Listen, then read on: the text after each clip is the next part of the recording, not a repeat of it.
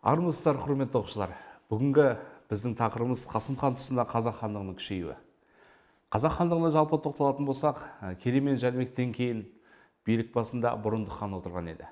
Бірақ Бұрындық ханның билік еткен тұсында хан болып отырғанменен көбінесе халықтың арасында сөзі жүретін ол Қасым хан еді. Ал Бұрындық Керейдің баласы, ал Қасым болса ол Жәнібектің баласы болған. Жәнібектің 9 ұрпағы болған, соның ішіндегі ең мықтылардың бірі осы Қасым хан болған еді.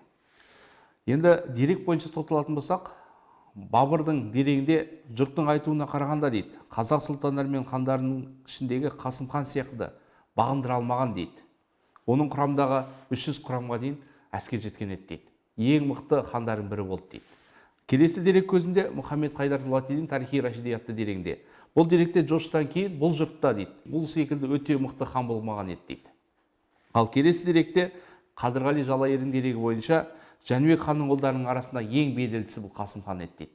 Яғни бұл деректерден байқап отырсаңыздар, Қасым ханның қаншалықты дәрежедегі хан болғандығын осыдан түсінеді екенбіз. Территориялық аймағына, мына территориядан қарап отырсаңыздар, қазақ хандығының ең үлкен аймақты алып жатты. Мысалға оңтүстігін Сырдария өзені мен Түркістан аймағын алып жатты. Шығысы Балқаш көлі, батысы Жайық, үлкен кең байтақ жерді алып жатқан қазақ хандығының астаналарын тоқталатын болсаңыздар, мысалға ең көптеген аймақтың өзінде үлкен астаналарды билік еткен.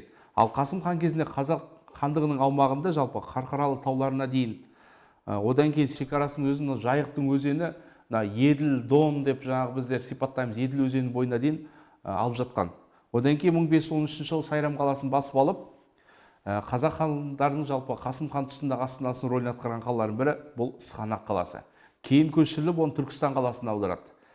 Кейін өмірінің соңында оны өткізген жері бұл Сарайшық қаласы. Дерек бойынша Қасым хан дейді, қайтыс болған жері бұл Сарайшық қаласында дүниеден өткен еді дейді. Ал Сарайшық қаласы бұрыннан сонау Қыпшақ кезеңінде де астана рөлін атқарған қалалардың бірі болған.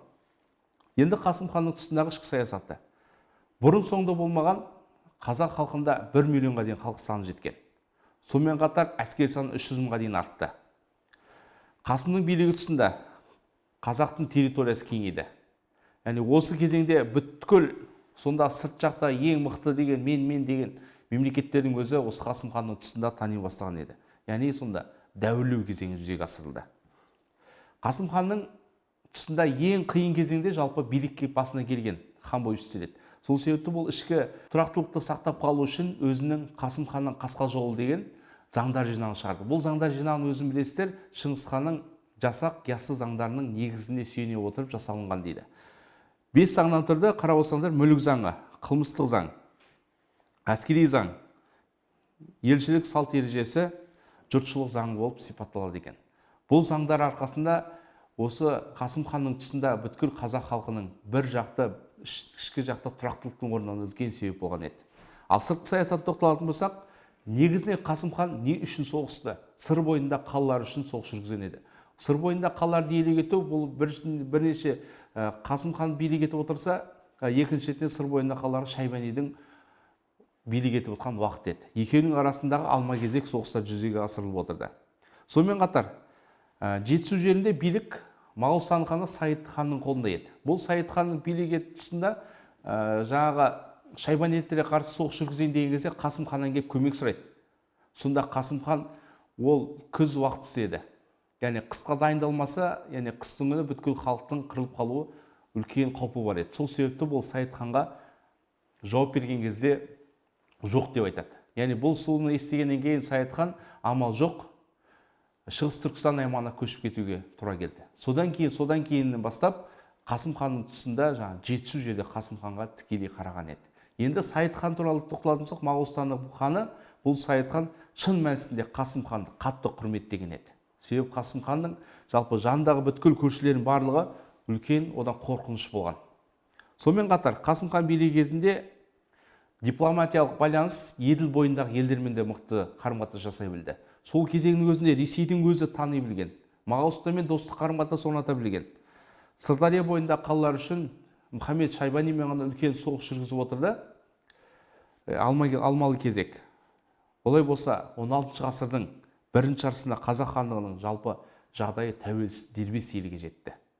Ресей, Орта Азия, Батыс Еуропаға дейін танымал болған қазақ хандығы еді. Қасым ханның өмірінің соңына тоқталатын болсақ, Қасым хан қазақ мемлекетінің аса көрнекті басшыларының бірі болып саналады екен. Мұхаммед Хайдар Дулати дерегі бойынша Қасым хан дейді 1718 жылы қайтыс болды.